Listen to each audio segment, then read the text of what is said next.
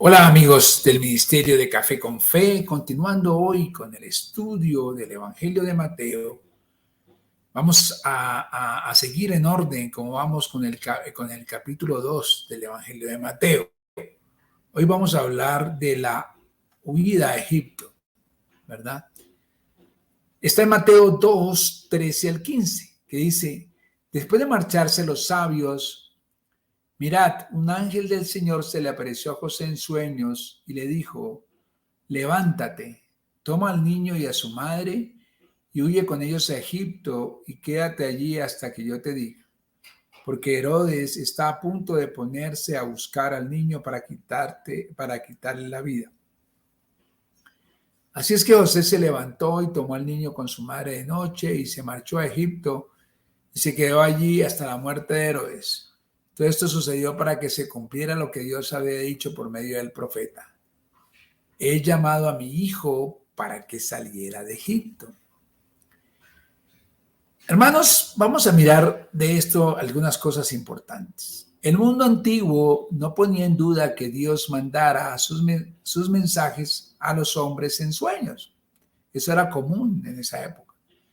Así es que José fue advertido en un sueño para que huyera a Egipto, para escapar de las intenciones asesinas de Herodes.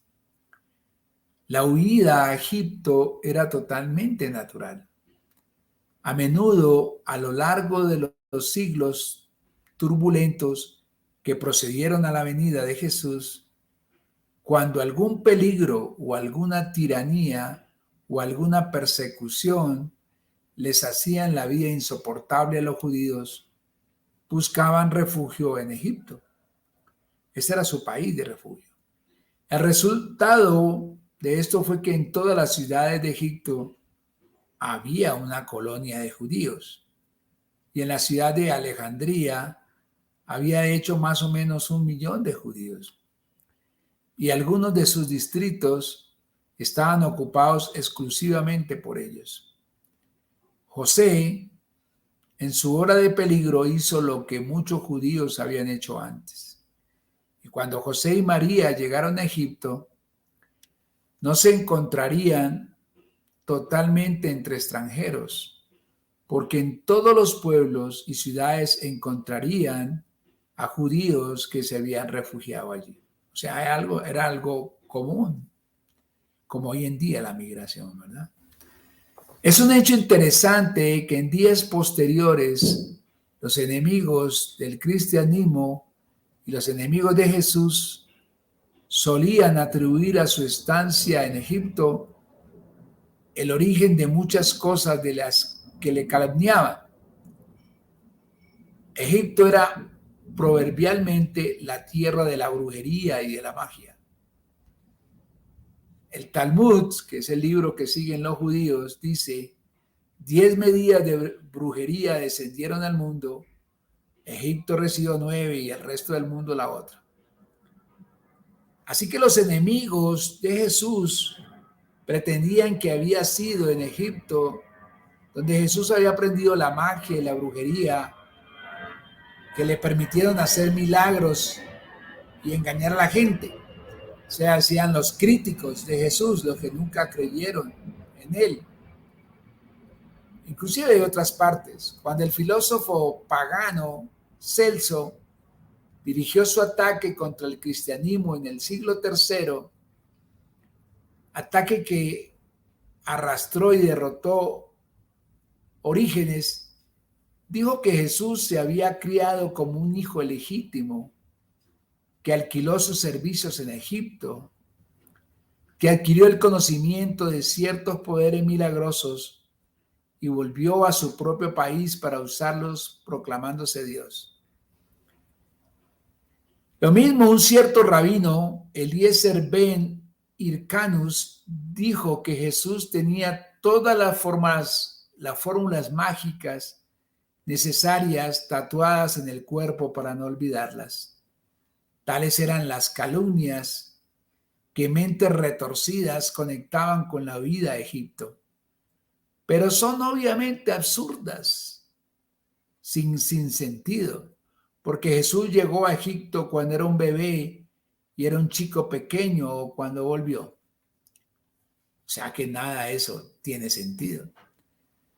Dos de las más preciosas leyendas relacionadas con el Nuevo Testamento, que no son bíblicas, pero eran leyendas de su momento, están conectadas con la huida de Egipto.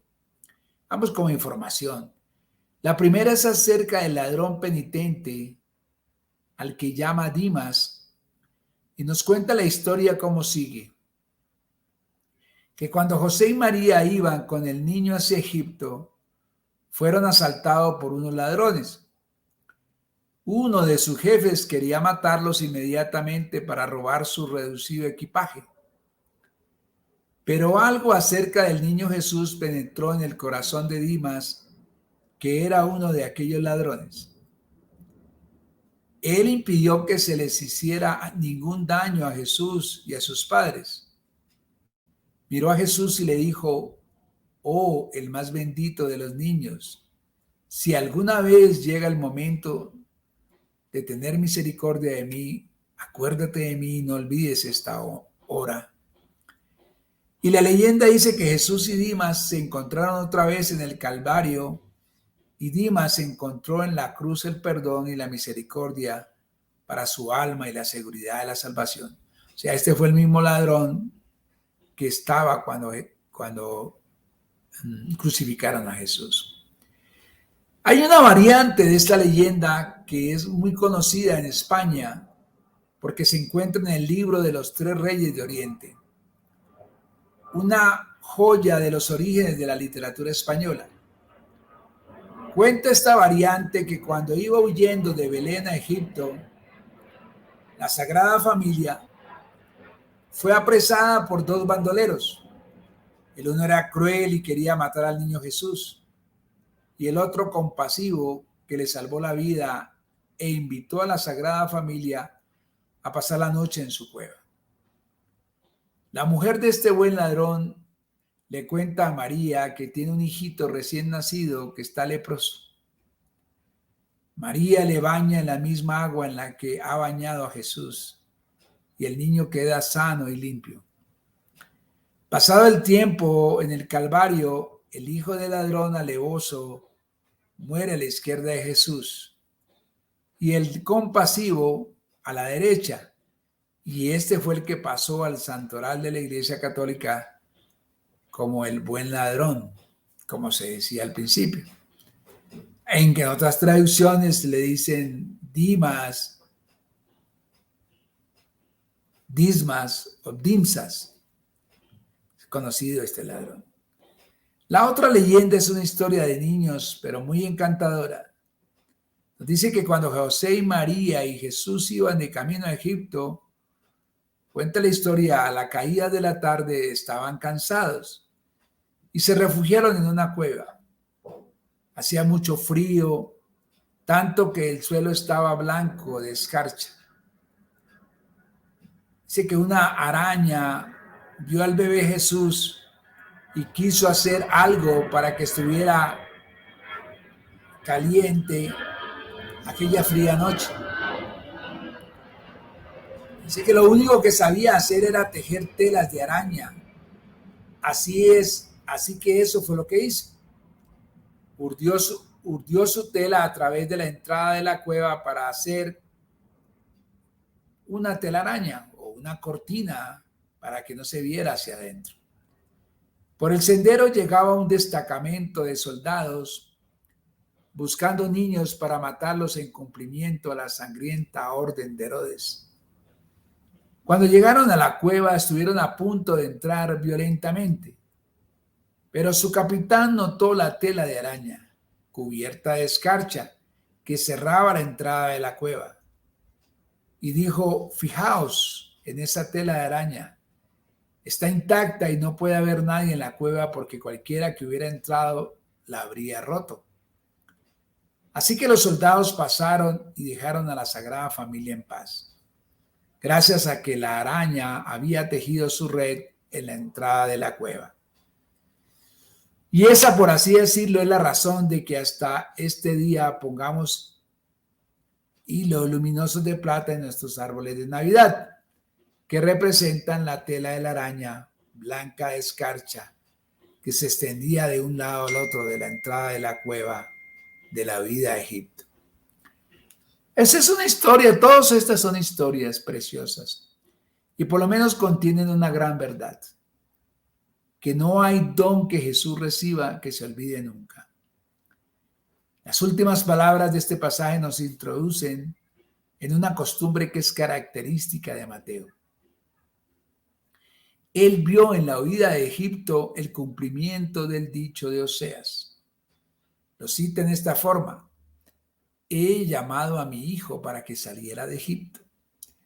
Esto lo podemos ver en Oseas, capítulo 11, versículo 1, que dice: cuando Israel era muchacho, yo lo amé y de Egipto llamé a mi hijo.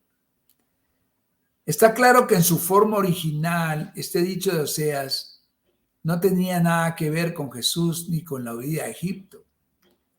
No era más que una simple afirmación de la manera como Dios había librado a la nación de Israel de la esclavitud y de la opresión en tierra de Egipto. Veremos una y otra vez que esto es típico del uso que hace Mateo del Antiguo Testamento. Está dispuesto a usar como una profecía acerca de Jesús cualquier texto que pueda encajar verbalmente, aunque originalmente no tuviera nada que ver con el tema en cuestión, ni nunca se supiera que tuviera nada que ver con ello.